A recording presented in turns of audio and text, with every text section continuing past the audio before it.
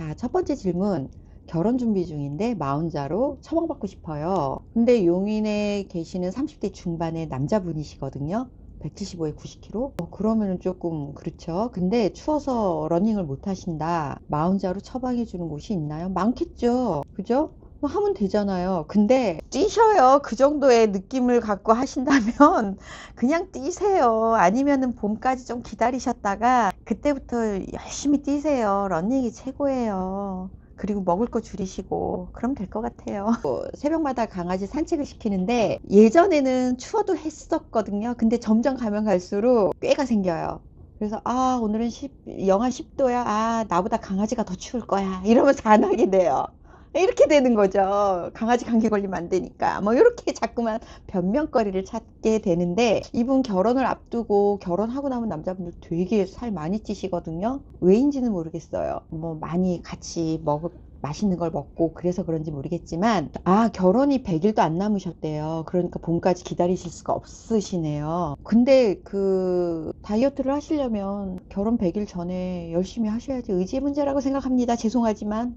넥스트. 결혼 반지 어떻게 할까요? 여자친구가 결혼 반지 까르띠에 주문하고 싶어 합니다. 아우, 까르띠에 예쁘죠. 여성용 남성용 합쳐서 680만원. 그렇게 많이 나온 것 같지는 않거든요. 까르띠에에서 심플한 거를 보셨나 보네요. 근데 요새 여자분들 까르띠에도 많이 찾지만 까르띠에보다 티파니앤코를 더 좋아하시는 분들이 있거든요. 디자인도 약간 여성스럽고 더. 까르띠에는 이건 틀릴 수도 있지만 조금 지났던 것 같아. 유행이, 트렌드가, 유행이 뭐 어찌됐든 요새는 티파니 앤 코를 많이 하시긴 하는데, 이거 여기에 차도요 나중에는 안 차게 되고요.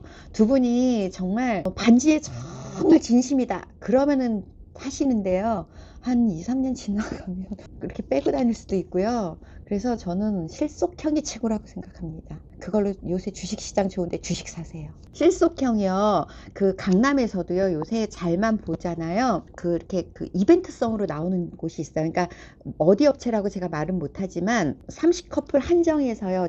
지지난주였어요. 30커플 한정해서 신랑 신부 합해서 200만원 언더로.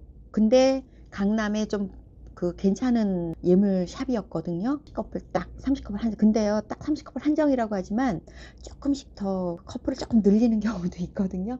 그런 거 찾아서 하셔도 너무 좋고요. 그 다음에 뭐 종로에 가면 금 함량을 속인다든지 뭐 이런 것도 많이 있거든요.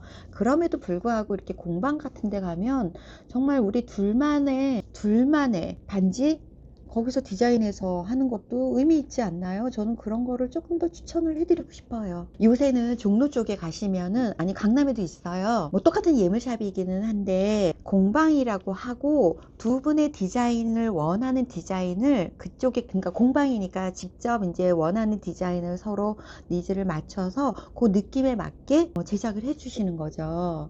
근데 그런 게 일반 이제 기성품 나온 걸 대부분 그동안은 샀단 말이에요. 근데 요새 신랑 신부님들이 우리 둘만 남들이 다 하는 거 싫어. 그래서 명품 쪽이, 예전에는 까르띠에 하면 누가 봐도 까르띠에 뭐 이런 게 나오거든요.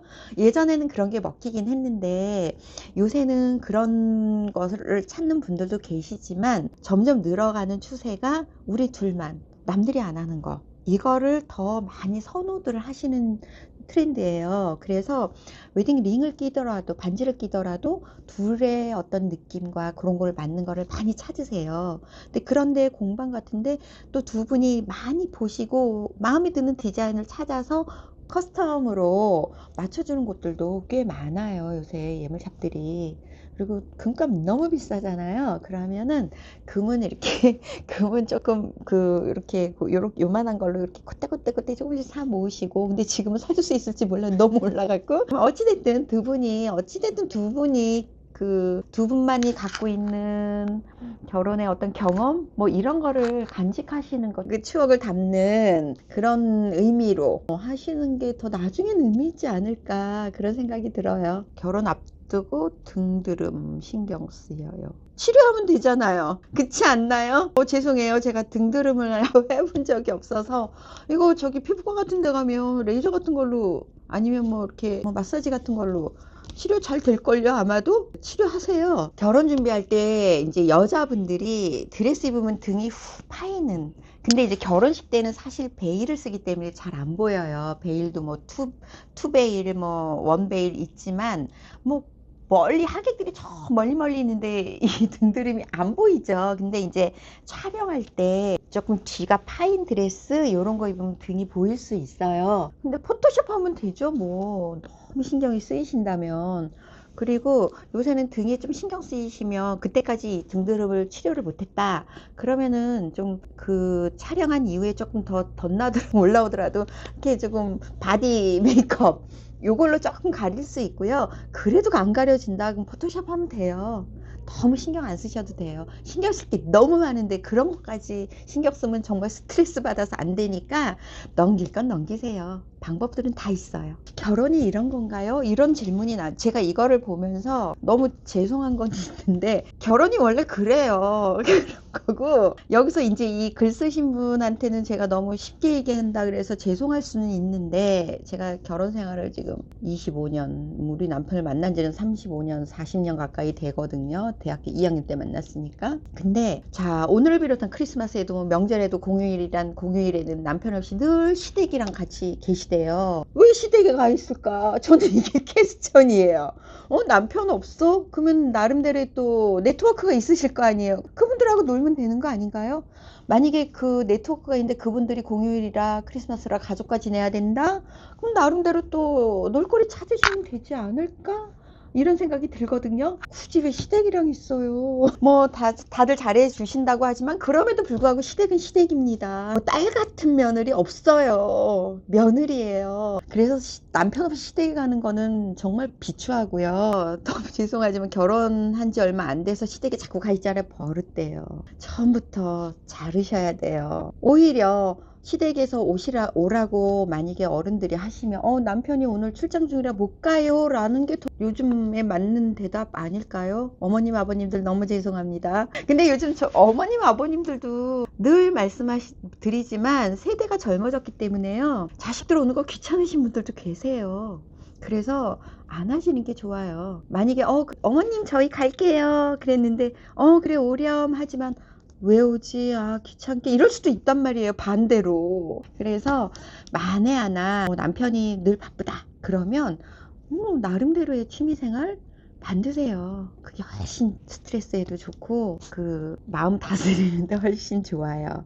그리고 이제 나중에 한 20년 살다 보면요. 안 들어오면 너무 좋아요. 근데 이상하게 남편들이 이렇게 저만이 아니라 20년 되신 여성분들한테 여쭤보면 남편들은 그러니까 여자분들은 처음에 애 키우고 이러면서 남편이 안 들어오고 그러면 막 짜증이 나는데 한 20, 30년 살다 보면 남편들이 자꾸 집으로 들어온대요. 그리고 왠지 모르게 치맛자락을 붙잡고 다니는 것 같은 느낌이 든대요. 너무 싫대요. 그러니까 지금부터 나름대로의 나만의 공간을 만드시는 게 너무 좋으실 거예요. 그래서 남편이 들어오면 혼자 집 지키라고 하시면 돼요. 그때는. 만약에 결혼을 하는데 시어머님이 이거는 물론 각자의 생각의 차이니까 시어머님이 아이를 키워준다. 그러니 뭐 사회생활을 같이 해라 라고 하신다면 너무 땡큐할 것 같아요. 왜냐면 요즘에 결혼하시는 분들이 우리나라 출산율 너무 낮잖아요. 그 이유가 뭐겠어요. 나의 커리어 때문에 그만두지 못하고 또 아이를 키우려면 그만큼의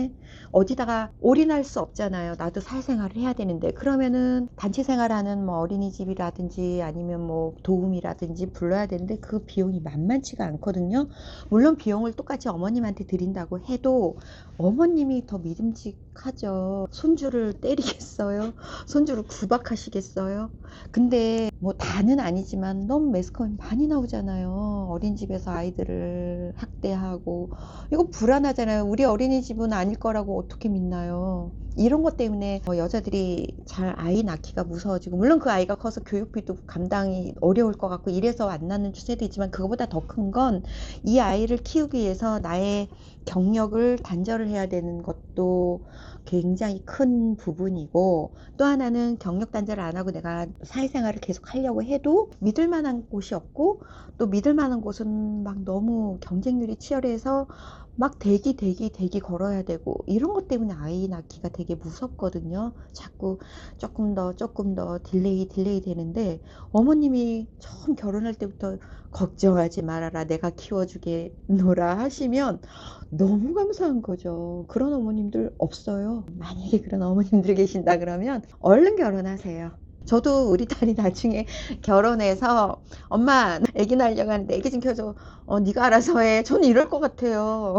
아기 키우기가 사회생활 하는 것보다 너무 힘들어요 진짜. 그래서 점점 더 안 낳는 건데 그런데 우리나라 나중에 출산율 저하되고 점점 인구가 완전히 벼랑 끝으로 몰리면 문제잖아요. 대한민국 없어지면 안 되잖아요. 그래서 외국에서 수입을 해야 된대잖아요 사람을. 이러면 어떡해요. 우리나라 역사가 뭐 얼마나 좋은 역사를 갖고 있는데. 저도 정말 관심 없다가 일론 머스크가 하는 얘기 듣고 진짜 그전부터 조금씩은 관심을 갖게 됐었지만 진짜 문제예요. 안 돼요.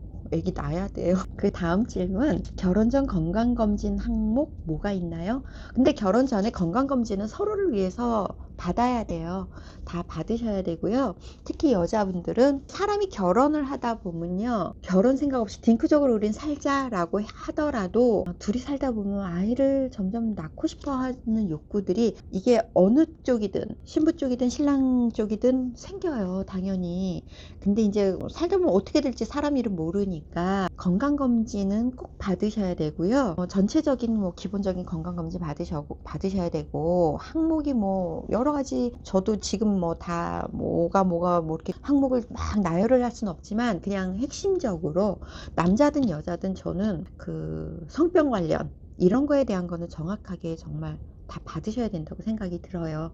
그건 상대방을 위한 거니까. 그 다음에 여자분들은 이제 조금 자궁 쪽 그런 검진도 자궁경부암에서 요새 뭐 예방주사 많이 받잖아요. 그런 쪽으로 좀 받으면 좋을 것 같아요. 그리고 여기에 이제 남자분들은 아까 그 아이 출산 이거에 뭐 마찬가지로 뭐 그런 검사들 있잖아요. 뭐 건강한 정자를 갖고 있는지 뭐 이런 검사도 좀 받으면 좋지 않을까 뭐 그런 생각을 조심스럽게 해봅니다.